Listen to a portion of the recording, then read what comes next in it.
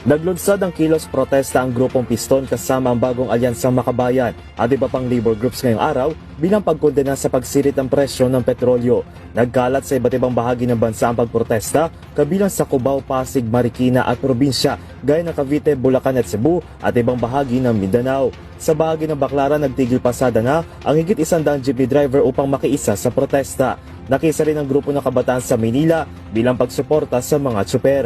Ang kanilang panawagan, tanggalin ang value-added tax o VAT at excise tax sa produktong petrolyo at ibaba sa 55 pesos kada litro ang presyo.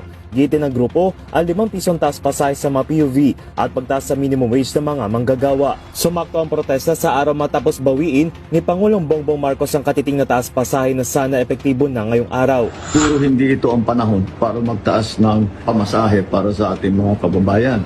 Kaya tinutos ko sa DOTR na suspindihin muna ang fare hike.